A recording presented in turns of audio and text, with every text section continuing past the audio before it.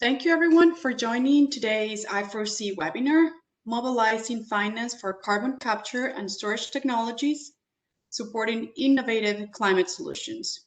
Before we begin, please make sure your microphone is muted and also your video is off if you're not speaking. We will not be taking questions through audio. Please use Slido to submit your questions and we will address them during our Q&A. You can either use your phone and scan with your camera the QR code on the screen, or go to the Slido website. Use the code #CCS 2020. You can upvote your favorite questions or pose your own. This session is being recorded and will be available for viewing at a later date on the I4C website. If you're sharing on social media, please use #InnovateForClimate. We have a few questions to get to know our audience. Which country are you joining us from? Remember slido.com, #CCS 2020.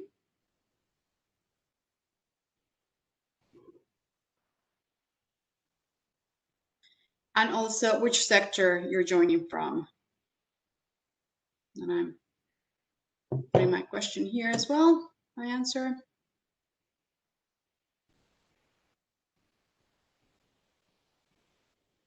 So thank you very much for joining us. With this, I give the floor to Lauren to moderate today's session. Thank you. Thank you very much, Isabel. Good morning, good afternoon, everyone, and thank you for joining us today in this webinar discussion.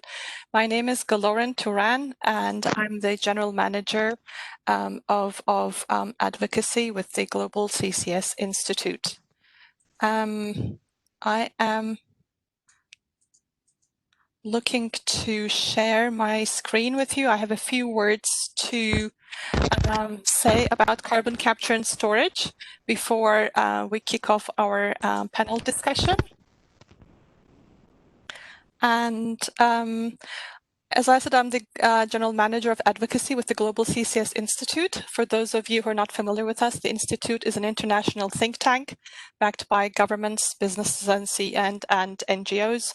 And our mission is to accelerate the deployment of carbon capture and storage globally as a vital climate mitigation technology. So what is carbon capture and storage?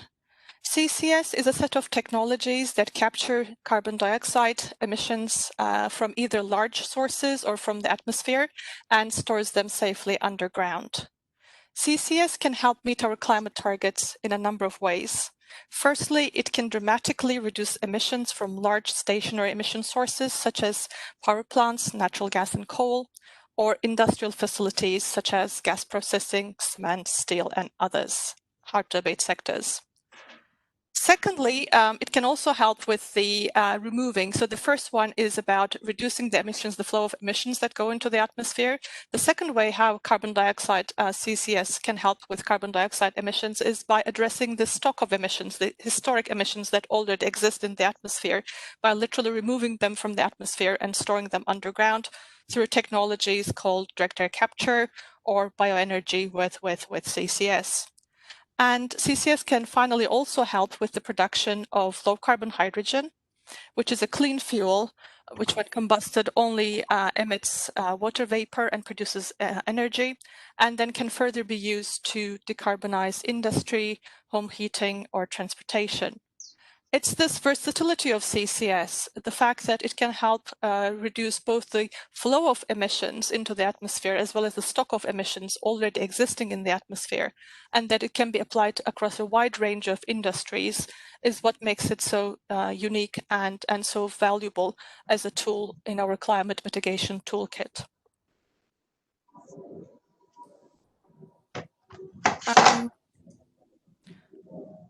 Sorry, I am... Right, there we go. Why do we need CCS? We need CCS in order to reach our climate targets and to reach climate neutrality by the middle of the century. This is the conclusion of the groundbreaking IPCC 1.5 report, which was released 2 years ago.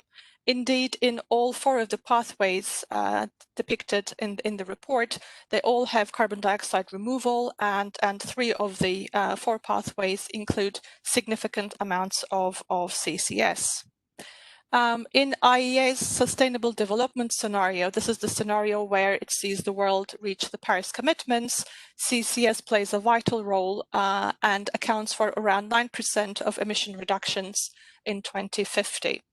This corresponds to around 2.8 billion tons of CO2 captured and stored through CCS in 2050. And at the Institute, we analyze these numbers, and we believe that 2.8 billion, we estimate 2.8 billion tons of abatement correspond to some more than 2,000 large-scale CCS facilities by 2050. To put that into context, today we have 20 existing large facilities around the world. Therefore, scaling up from 20 to 2,000, a scaling up of 100 times will be needed over the next 30 years, and this equates to an annual build rate of 70 to 100 facilities per year. Clearly, this is a big number. Clearly, it's challenging, but we believe it's very doable, and it is a must. It's not optional. So what is the global status of CCS? I mentioned that at the moment we have 20 facilities, large-scale CCS facilities in operation. The total pipeline is 59 facilities, so 20 in operation, 3 under construction, and 36 in various stages of development, with a capacity of capturing and storing 120 million tons per annum of CO2. Sometimes people say CCS is an unproven technology. No, it's not. CCS has been around since the 1970s, and to date, more than 260 million tons of CO2 has been safely captured and being permanently stored globally underground. When we look at the past couple of years, what we see is that the new projects, there are some very exciting new project announcements that include major innovation milestones. Most of the existing CCS facilities are in applications such as natural gas processing, where it's easier to capture CO2. It's a more concentrated flue stream. But when we look at the new project announcements, we see applications in industries such as cement, such as in waste to energy, in natural gas power generation with CCS and direct air capture, once again underlining the versatility of CCS. And finally, we're seeing, when we look at the past 2 years in particular, we're seeing CCS entering, taking a bigger role in sustainable finance discussions, as we are having one today. And I'd say just about time. The reason is when we look at the 20 existing facilities, we see, based on publicly available information, that except for one of them, the remaining 19 have been all financed through company either balance sheets with some government support grants or some government support. So there was only one facility that had any access to commercial financing. And clearly, if we're going to scale up CCS from 20 facilities today to 2,000 facilities, we will need to attract different forms of commercial financing. We'll need CCS access financial instruments. So what is needed in order to scale up CCS? What CCS is lacking, we believe at the moment, is a strong, robust business case for it. And in order to have a strong business case, supportive policy is urgently needed. And what do I mean by supportive policy? I mean a few things. Firstly, there needs to be a value put on CO2 reduction. There needs to be a value put on CO2. At the Global CCS Institute, we are agnostic about how carbon dioxide reduction is valued. It can be through emissions trading, it can be through carbon taxes, or even tax credits. But there needs to be a sufficient and robust value placed on carbon dioxide emissions. Secondly, CCS projects are complex industrial projects with a number of risks that are difficult, very difficult, nearly impossible for project sponsors to bear. For example, there are cross-chain risks between the emitters and those that transport and store the CO2. There are risks related to long-term liability of storage. And what is needed is strong policy frameworks that make it clear how some of these risks can be addressed, and these need to be predictable so that project sponsors can have the confidence to go ahead with the CCS investments. And finally, mobilizing early investment. As these facilities go from being first of a kind to second and third of a kind, having public-private partnerships in the beginning, having governments come in and support the development of CCS through either grants or through loan guarantees, for example, is going to be important to reduce the perceived risk of these projects, the initial projects, and they will be helpful in terms of attracting further commercial bank investment and financing. With that short introduction and canter through the CCS landscape, I would like to introduce our panel participants, our speakers. I'm very delighted to have with us today Zoe Knight. Zoe is the Managing Director from the Center of Sustainable Finance in HSBC. Dr. Per Sandberg, Senior Advisor of Low Carbon Solutions with Equinor, and Ruth Hopart, Climate Business Strategy Officer with IFC. And a very welcome to you all. The way we thought we would do the panel discussion is that I had a few questions to ask to our speakers, and as you know, on Slido, questions are open to all the attendees, so please feel free to log in your questions, and I'll pose them to our speakers at once we have a discussion based on the questions that I ask. And it's on the hashtag CCS 2020 on Slido. I want to start by asking each participant just a few words about their organization and why is CCS relevant to them, is of interest to them, and how it features into their strategies and investments. And if that's okay, I'd like to start with Per. Per is from Equinor, a company that's been leading in energy transition. Equinor has been doing CCS for 20 years plus. Per, can you tell us about Equinor and why CCS? Thanks a lot, Gularen, and thank you for inviting me. So Equinor was previously known as Statoil. We're abroad. We are an oil and gas company, which is now transitioning into becoming a broad energy company and lowering the carbon of the energy provision.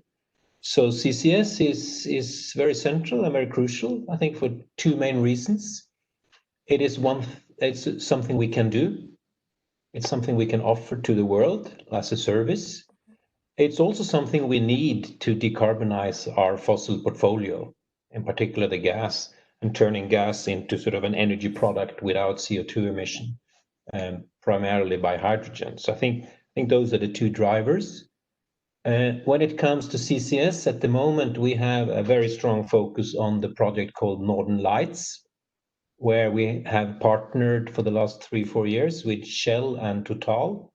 It's a very close partnership, 1/3 each, and where we hope to have the final investment decision within a month from the Norwegian government.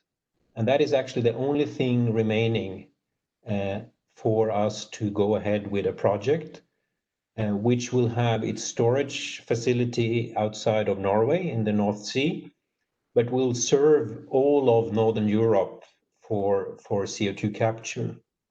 So it's really a networked model, and like I think all the CO2 CCS project in Europe now are networks of some kind, which I think is a key innovation.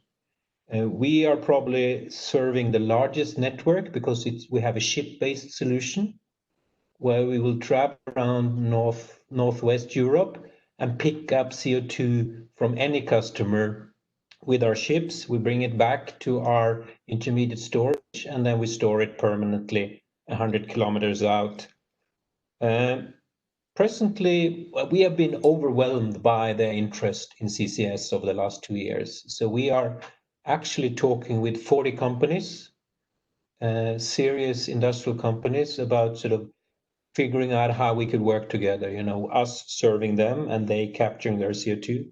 We have MOUs with 8 of them, and we will soon have some more very, very exciting MOU.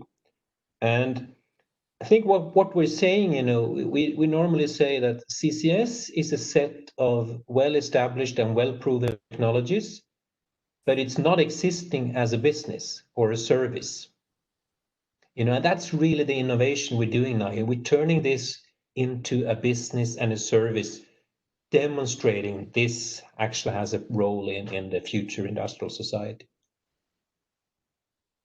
Thanks very much, Per. And indeed, we're very much keeping our fingers crossed for the green light from the government in October. I personally believe, based on what I've observed and read, that it's going to come, and it's really important that Northern Lights and the Norway full-scale project goes ahead for CCS, for the future of CCS in Europe, I believe. So thank you for your comments.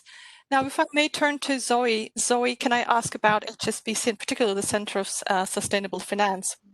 Role do you see CCS, and do you believe that CCS is understood, appreciated by the investment community? Thanks, Galoran, and thanks for the invitation to be here this afternoon and this morning for our US-based peers.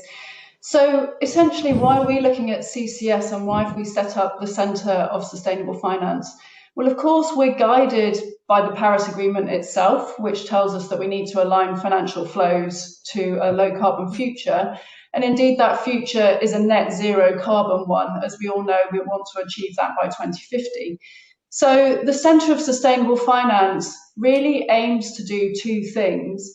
It works with external experts, which is why we work with the CCS Institute on how to look at decarbonisation pathways for sectors. So that's all about what the real economy can do to transition. And it also looks at how we can mobilise finance across the board, from the asset management community to the asset owner base to the to commercial banking and facilitation markets, and think about how we can really skew finance in the direction of helping high climate impact companies of today transition to be the low carbon leaders of the future. And of course, CCS fits into that. The reason that we're particularly interested in it now, as opposed to 5 years ago, is because essentially the financial sector has done the easy job. We've launched products that are purely focused on green finance. We've got green bonds, we've got green loans. What we really need to do now is create a transition labelled product that demonstrates how hard to abate sectors like steel and cement companies, shipping and aviation are working on their own decarbonisation models. So to do that, we need to know more about CCS and the types of applications that it can be used for and the real impacts that it can have. So that's why we're working more closely in this space. Thank you. And in fact, I've seen the reports that you've put out, and I encourage everybody who's interested in CCS to go to your website, and they are kind of the thought leadership that you're producing, that you're disseminating in that regard, I think is doing important things for the CCS industry. So thank you for that. And coming to Ruth. Ruth, could you just tell us a little bit about IFC's interest in carbon capture, and particularly from a developing country perspective? How can IFC and other multilateral development banks, what can they do to accelerate the uptake of CCS in the developing world, according to you and IFC? Great, thank you, Galoran. It's a pleasure to be here and to talk to everyone, and definitely a pleasure to get the developing country angle involved. I've been leading IFC's work on CCS for a couple of years, and I've attended many events. And I think it's pretty obvious to those in this space that developing countries are just starting to be part of the dialogue on this. But to take a step back, I want to just introduce IFC to those who may not be familiar with us. So the International Finance Corporation is part of the World Bank Group, and we have 2 goals as the World Bank Group: to eliminate extreme poverty and promote shared prosperity.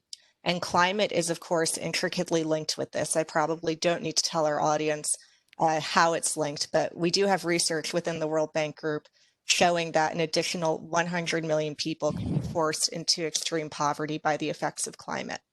And within IFC, what we're doing is we focus on the private sector, and we're the largest global development institution focused on the private sector. And we aim to do about a third of our business, at least, in climate business. So that's everything from renewables, green buildings, green finance. And we have a track record of opening up markets for climate technologies in developing countries, which I think is very relevant to the discussion on CCS. And, you know, the ways that we open up these markets is we tend to bring technology that's been deployed commercially and been proven in other parts of the world, what we call part one countries, the developed world, and bring them over to the countries where we operate. And so we do this, we take on the market risk, the country risk. And, you know, I think it's vitally important, especially when you look at developing countries that are still on the path towards industrialization.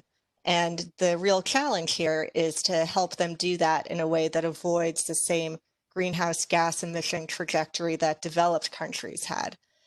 So, you know, what we do when we open up markets, be it for, you know, different kinds of renewable technology. For example, IFC invested in some of the earliest concentrated solar projects in South Africa.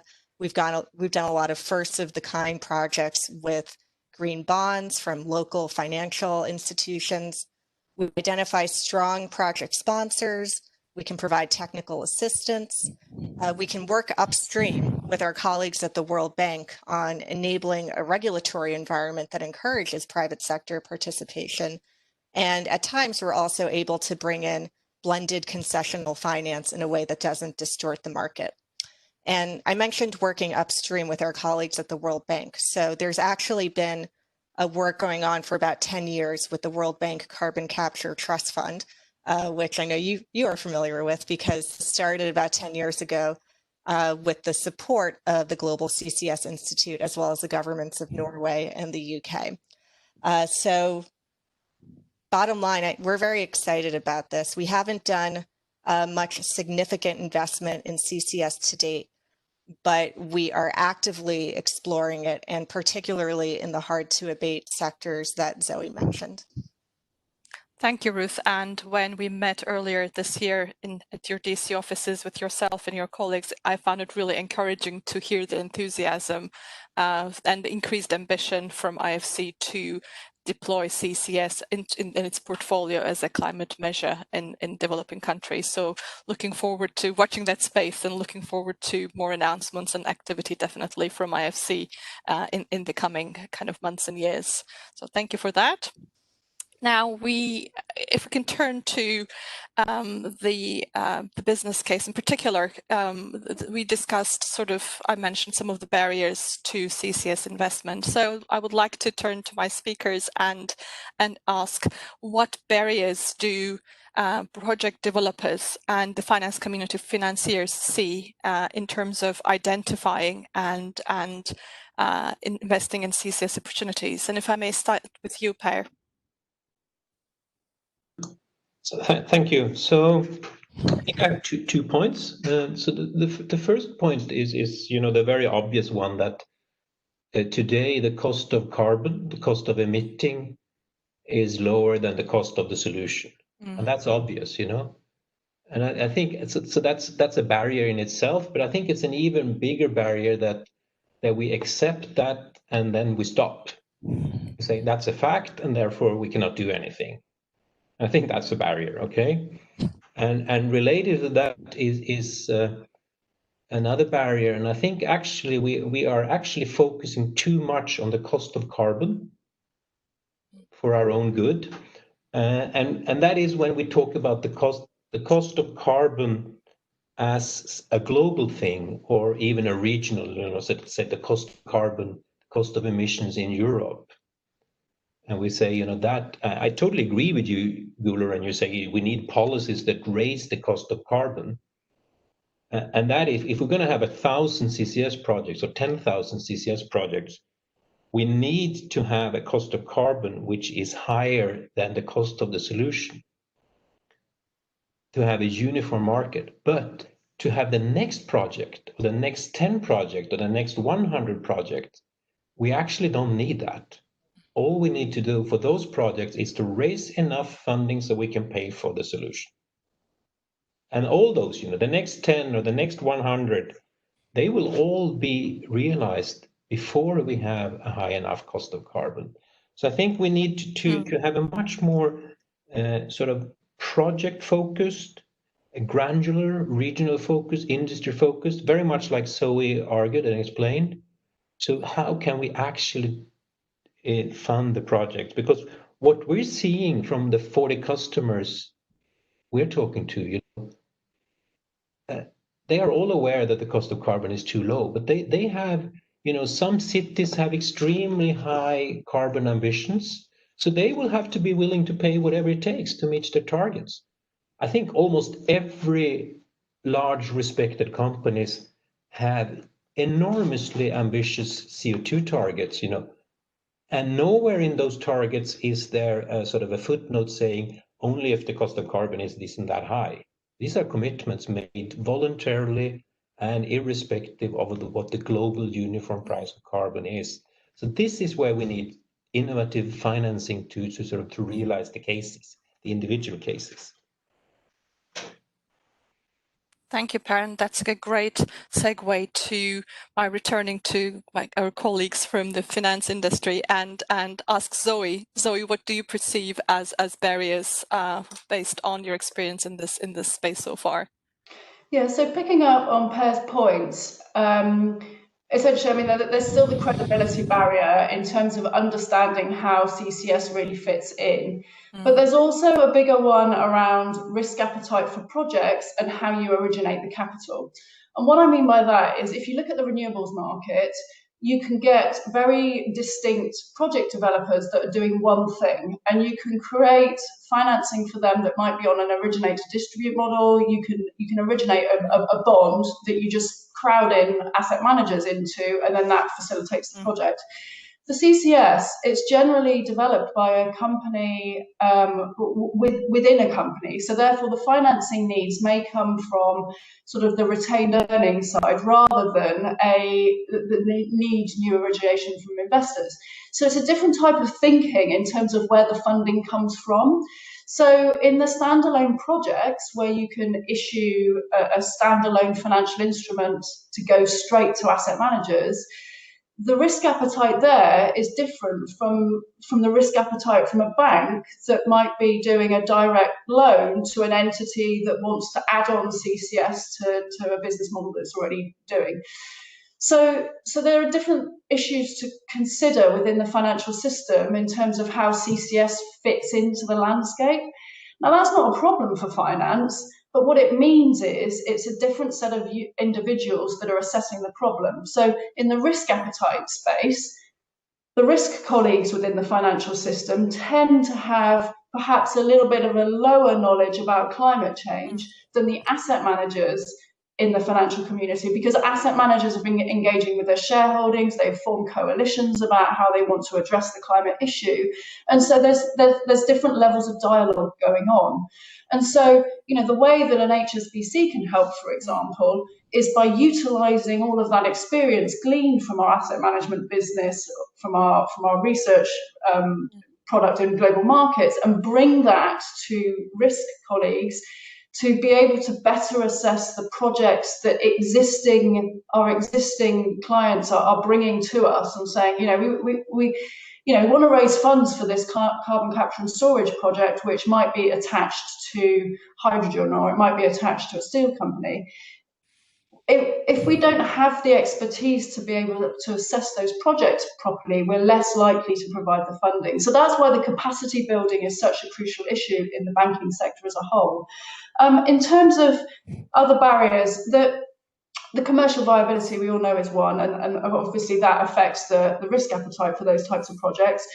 But also there's a separate way of thinking needed here, which is this collaborative approach between the sort of supply and demand of the product in order to utilize CO2 in a way that is effective at decarbonising different sectors.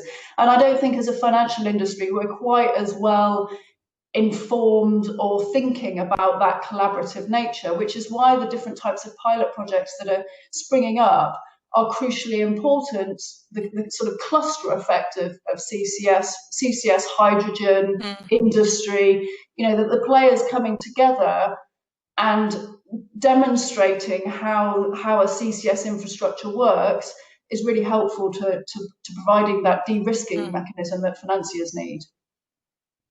Thank you, Zoe. And if I can turn to Ruth and ask, in terms of the developing countries, what challenges do you see? And is that particularly kind of, is that particularly relevant, specific only to those markets, or do you think that those are broader kind of challenges for CCS as well? We heard a little bit from Zoe about some of the challenges from her perspective. Kind of, is there an overlap? I think that some of the challenges are simply amplified in developing countries.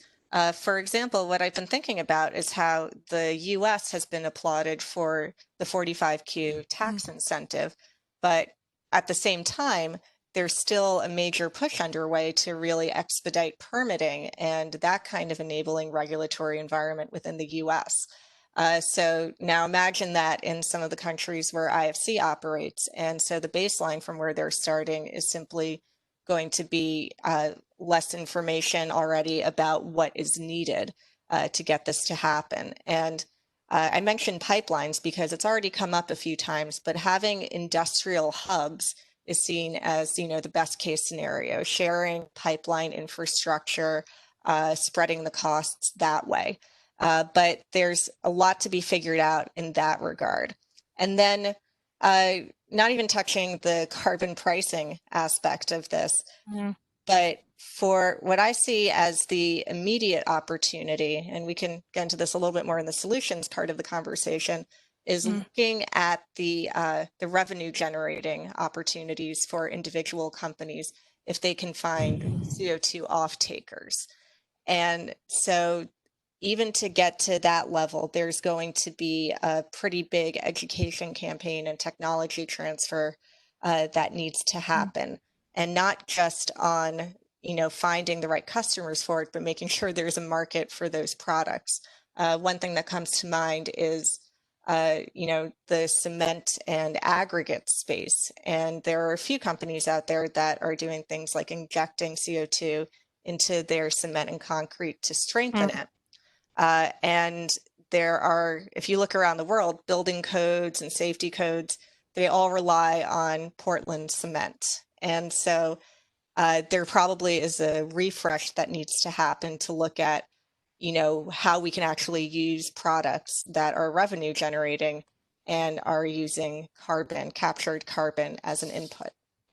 And then the last point I'll mention is if we then, project a few years out and look at geological sequestration, which we all know is going to be the meat and potatoes, the main course of carbon capture, there still is some mapping work that needs to be done.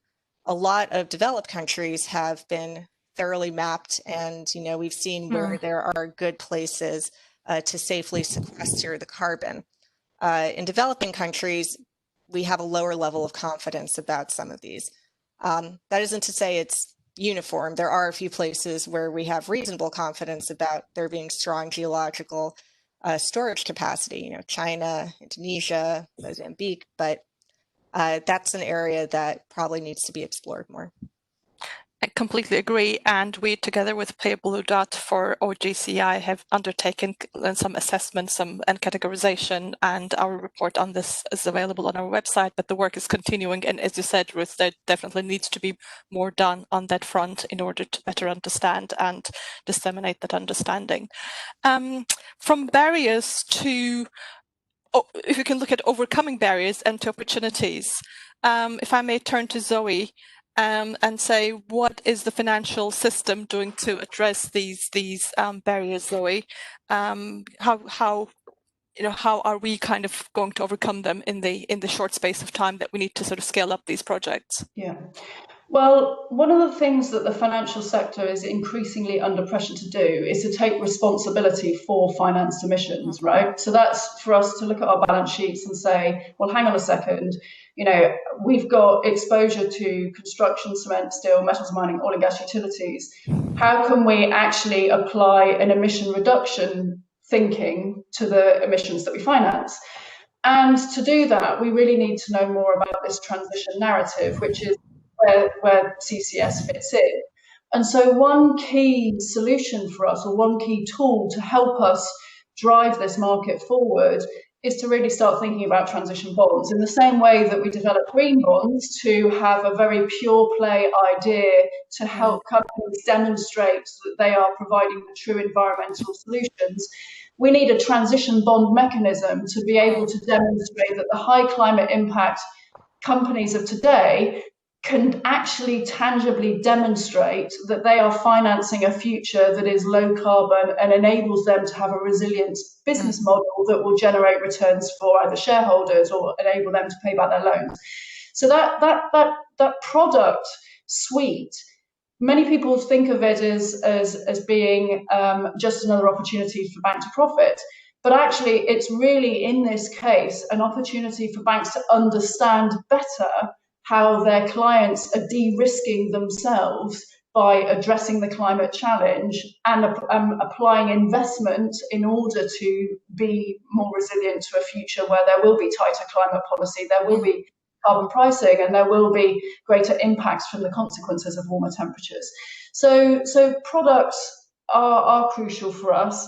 The other opportunity or the other way to unlock the barriers are really to engage more with policymakers about the fact that we do need these commercial incentives to make it work across the different industries. One thing that would be incredibly helpful is to understand a bit more about the locational aspect of commercial viability. You know, where on the ground does it really work that the industrial clusters are located that can drive up scale? One thing to also flag, though, is that, you know, there is progress on this. The EU taxonomy that helps finance categorise activities has got CCS as part of that thinking.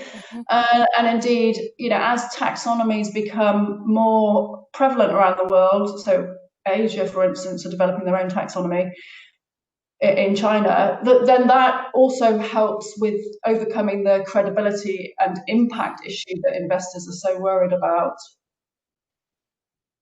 Thanks, Zoe. Ruth, can you just talk a little bit about where does IFC see opportunities for the private sector, potentially in developing countries, for CCS investment?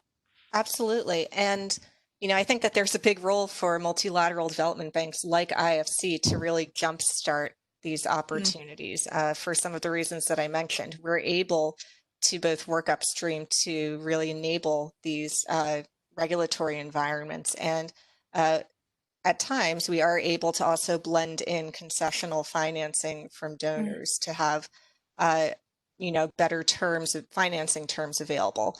Of course, you know, we are looking for commercial projects, and, you know, we don't want to just, you know, distort markets.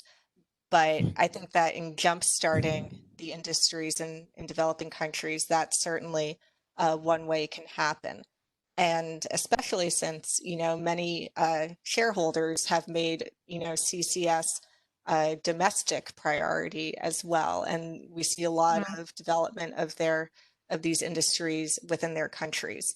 And then I just want to agree with Zoe about the development of taxonomies, because we see this as incredibly important for mobilizing finance. So when IFC goes into a market, you know, we measure, of course, our own account, our own capital investment, but a big part that we're able to show how we're able to really, you know, bring these to open up these markets is what we're able to mobilize from others. And having a taxonomy that really recognizes carbon capture as a viable way to mitigate climate change, that gives investors confidence. And, you know, we've seen the green bond market take off, and there have been many, you know, taxonomies from like the Climate Bonds Initiative to really say these are qualifying activities, and that really helps spur the market. Thank you, Ruth. And finally, if I may turn to Per and ask what the industry is doing in order to make CCS projects more financeable, more insurable. And I know Equinor for sure and its partners is going full steam ahead, so doing a lot, but I just want to pose the question anyway.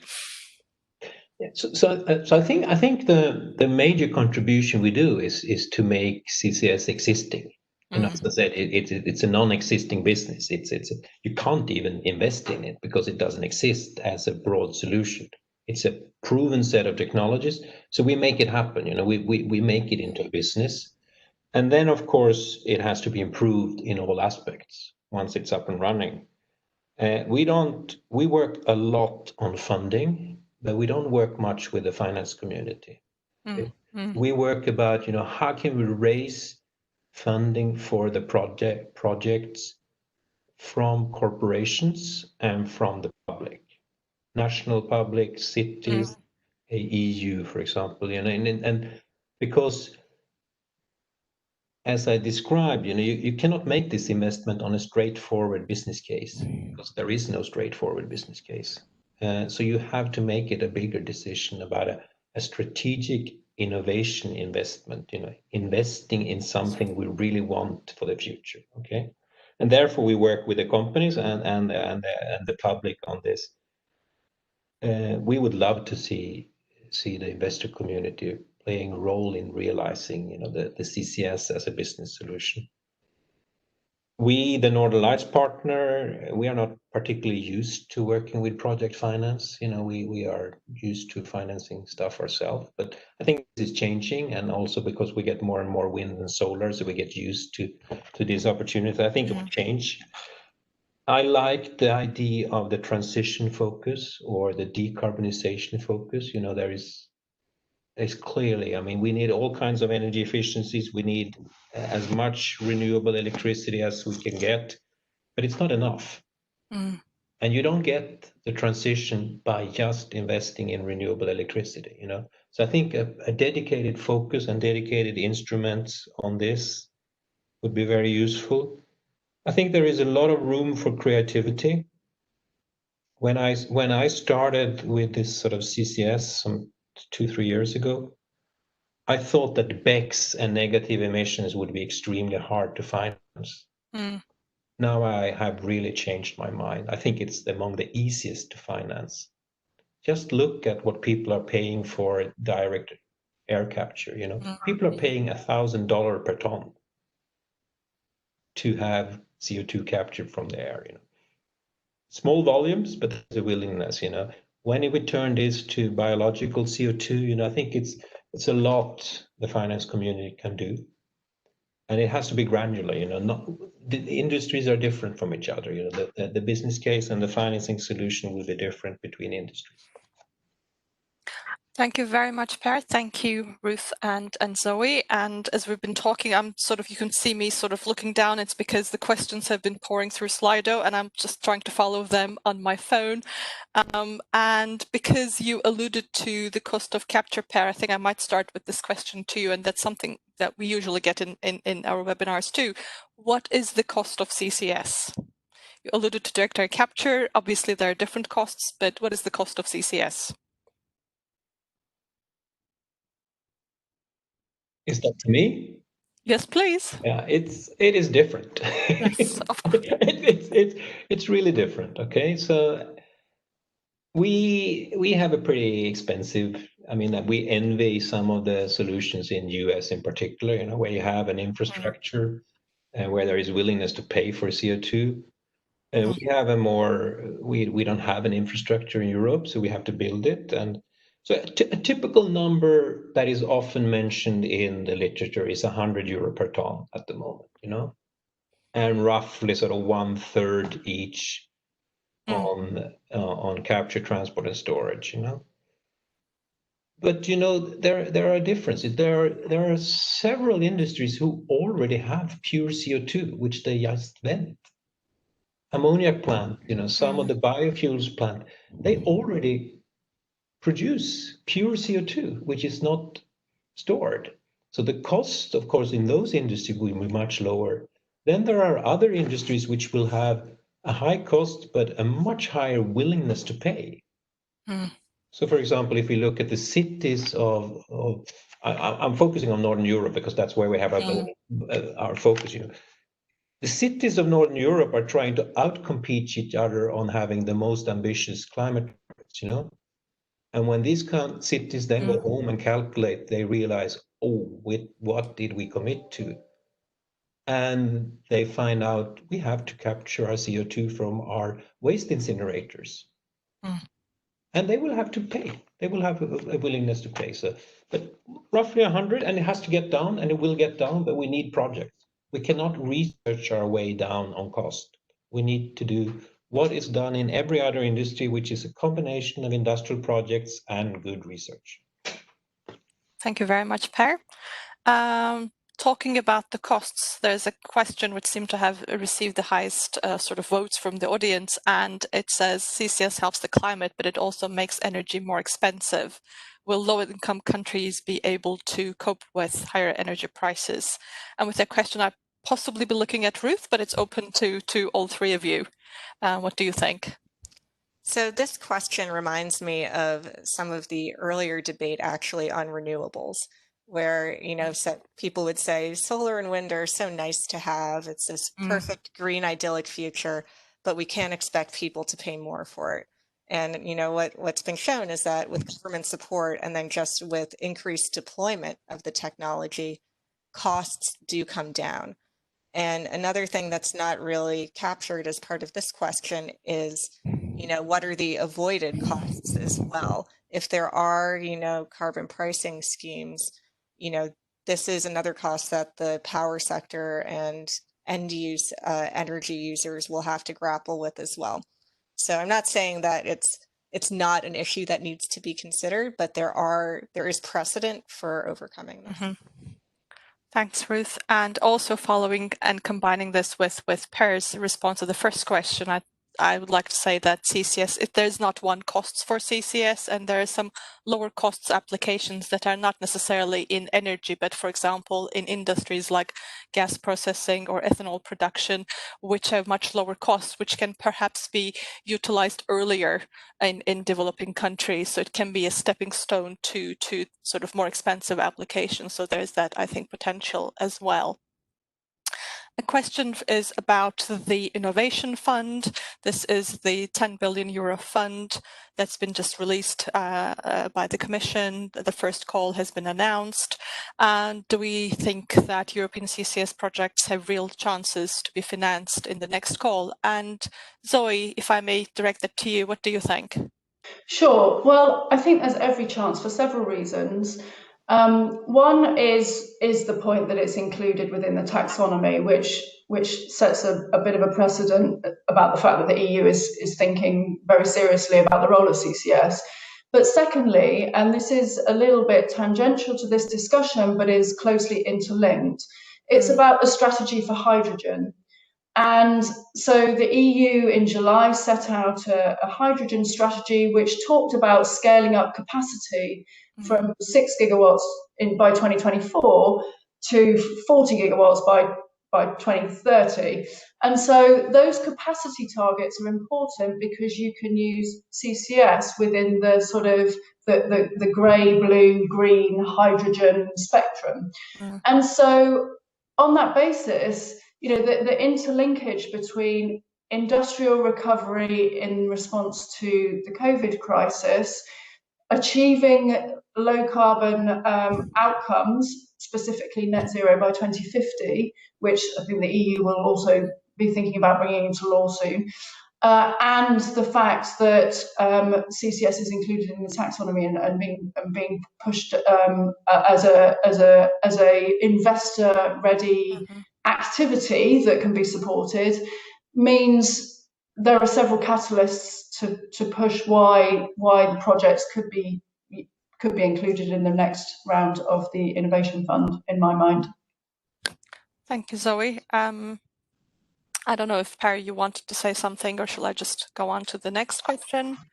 No, I will share the optimism, and I think really, and I know also the intention of sort of the administrators is they would love to see physical CCS projects being financed in the first round, not just in the program, but in the first call. And there are several, I mean, we are not applying because we cannot apply because they're only going to fund capture plants, but they can fund both the capex and the opex of capture plants. So for us, that's fine because it will create the ability for capture plants to pay our cost for the transport and storage. We expect 10 to 20 applications to come into the Innovation Fund, which is pointing to Northern Lights as the storage site. Wow, that's. And then you have sort of full chain projects like the Portus project in Rotterdam, which I would expect are applying, and which they also have a strong, good project. So I really hope, and I think it's crucial that we have physical projects now because to prove that this exists.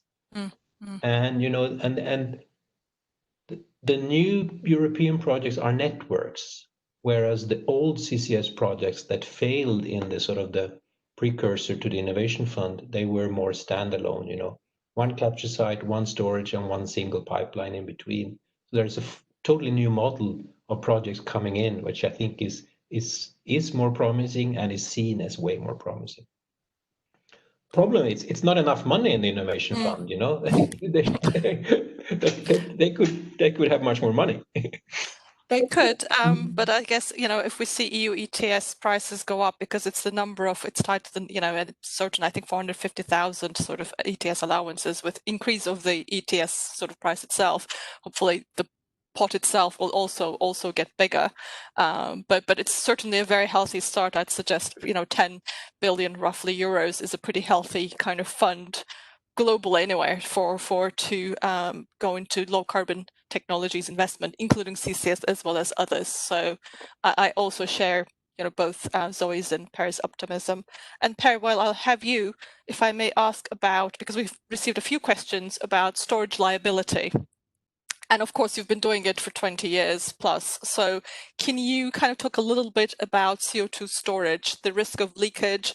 Is that something that governments, is there sort of, sufficient regulatory clarity? Particularly, I know that it depends on country and region, etc. But in your view, kind of broadly, is there enough clarity? Is this something that, again, sort of public-private partnership, or is this sort of, does the concept of liability make financiers uncomfortable? Yes, liability and safe storage and guaranteeing safe storage is very important. I think I want to start in another point, and that is today we have 100% leakage. There is a 100% CO2 leakage today. That's the starting point. Yeah, that is the fact. But in order for CCS to be a reliable and large-scale solution, we have to prove that leakage is zero or extremely close to zero, which we can do, okay? If CO2 storage is done rightly and competently and in the right locations, we will be able to do this without leakage or any sort of, I mean, you can have leakage in the kilos or something, but I think we have shown it. We have been storing for 22 years in Equinor. We have two industrial plants running, doing about 1 million ton each per year, or together per year. But agreeing on the liability and the long-term liability is important. What I hope is that we're not paranoid and putting up requirements which is absurd in a way from taking into account, this is a crucial climate solution.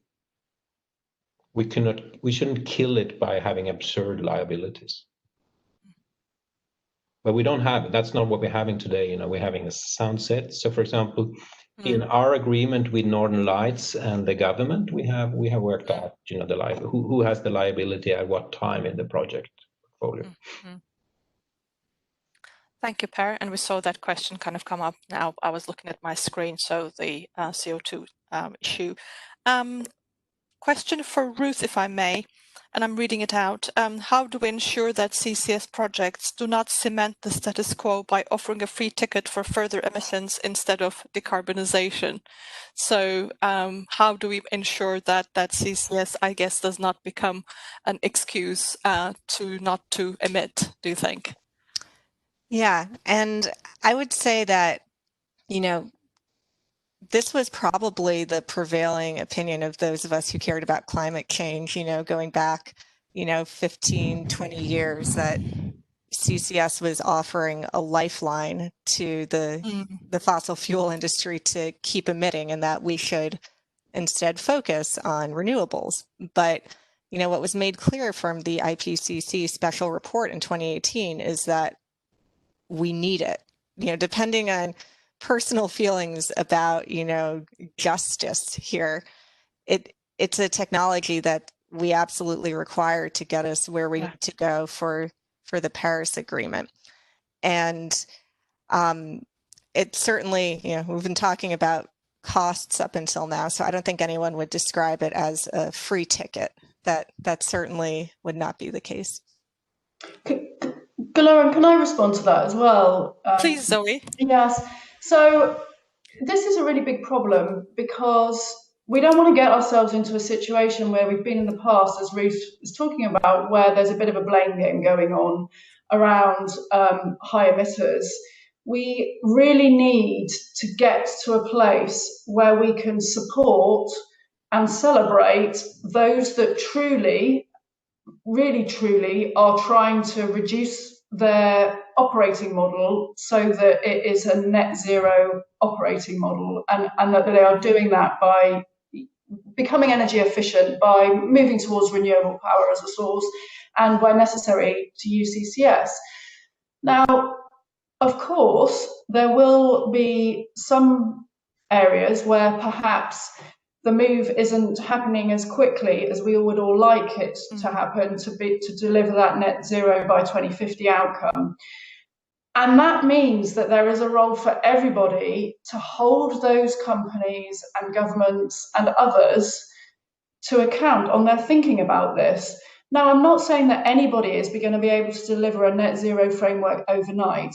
And there are milestones that companies can make. There is thinking that investors need to know to go through, and there is not a perfect solution. But there is a way in which governments can incentivize change. Academics and scientists can help the finance community and the industrial community by setting out what a decarbonisation pathway looks like and what is technically feasible versus what is a long-term plan. And finance can be transparent about what capital flows are used for. And this is why I'm coming back to the green bond market, transition bond market point. That transparency is crucial for investors, governments, and corporates to be able to demonstrate that they really are doing what they say they are, rather than other activities. So that's what I just wanted to say on that. No, appreciate it, Zoe. And also there was a question which you kind of touched upon in your comments already, but here I'm reading it again out from the screen. From a demand and supply side perspective, which high emitters need to invest more in CCS? And if you have any comments particularly about the mining sector. Yeah, I mean, the obvious one is the power sector linked to coal, of course. Across, and particularly, this is particularly related to ASEAN markets where there is a high level of coal. But actually, increasingly from a European perspective and from a US perspective, it is much more about industry and thinking about how industry can use CCS effectively to demonstrate to investors that they are on that net zero trajectory. Thank you. And in the interest of time, we have only 1 minute left, but one sort of the top question at the moment seems to be how can we finance CCS feasibility studies? I wonder if any of our speakers would like to take that. I could start. And I would say, the first way of financing is by understanding you don't need a lot of money to do a feasibility study. You only need a small piece of money. You need a lot of money to do a CCS project, but a feasibility study is a small set of money. So that's the first, and then go out and find that money. Thank you, Per. And of course, there are a number of funds available depending on geographies. In the UK, there's the Industrial Challenge Fund, for example. In EU, there's the Horizon 2020. I'm just sort of saying there are possibilities to different sort of government-backed funding that one can access. But as you say, feasibility study is probably not the difficult part of financing the full chain. And with that, we're right on time, and I would like to thank our speakers very, very much for this insightful discussion. I would like to thank the organizers, the World Bank, Innovate for Climate colleagues, and I would like to thank all our attendees and hope to see you virtually at another webinar. Thank you, everyone. Thank you, Gloria. Thank you.